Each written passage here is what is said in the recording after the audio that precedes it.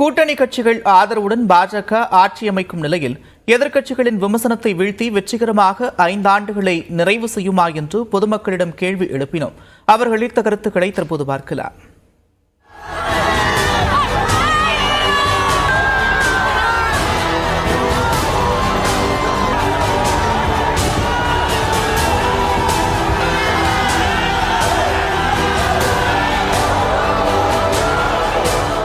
BJP அலையன்ஸ்ல Chandrababu Naidu, Nitish Kumar எல்லாம் சேர்ந்து ஒரு கொலிஷன் கவர்மெண்ட் உருவாக்குறாங்க. சரிங்களா? கூட்டணியில பிரச்சனை இல்லாம போகும்னு நினைக்கிறேன். கண்டிப்பா போகும், கண்டிப்பா போகும். உள்ளுக்குள்ள போவோம், போகாமலாம் இருக்காது.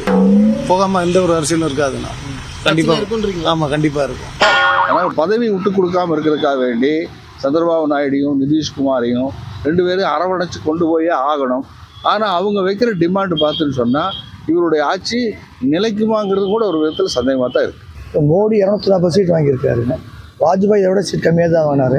அப்போவே 5 வருஷம் சீட் வச்சுருந்தார். அப்போவே 5 வருஷம் வச்சுருந்தார். 240 சீட் வைக்கல 5 வைக்க முடியாதா? கட்டாயம் வைப்பார். செயல்பாடு வாஜ்பாயோட நல்லாயிருக்கு. அப்போ கண்டிப்பாக அந்த ஆட்சி என்பது ஸ்டாண்டர்டைஸாக நிலையாக நடத்துவதற்கு வாய்ப்புகள் மிக மிக குறைவு. சிறப்பான ஆட்சி தர முடியாது. ஏனென்று கேட்டால் இங்கே அவங்களுடைய பெரும்பான்மை இல்லாத காரணத்தினால் கட்டாயமாக அவங்க இந்த ஆட்சியை நடத்துறதுக்கு ரொம்ப கஷ்டமான நிலையில் இருக்கு. பிஜேபி ஆட்சி ஒரு வருடம் நீடிப்பதே மிக கஷ்டம்தான். கூட்டணி இல்லாமல் அவங்க மெஜாரிட்டியில் வந்திருந்தாங்கன்னா அவங்க பண்ணுறது அவங்க செய்வாங்க. கூட்டணி இருக்கும்போது ஆனால் எல்லாம் கேள்வி கேட்பாங்க, அதுக்கேற்ற மாதிரி நடக்கும். கொஞ்சம் தாண்டி தான் போய் ஆகணும், அவரு அட்ஜஸ்ட் பண்ணி தான் போகணும். அதுக்கேற்ற மாதிரி தான் ஆட்சி நடத்தினா உண்டு, இல்லை கவுந்துடும், அவ்வளோதான்.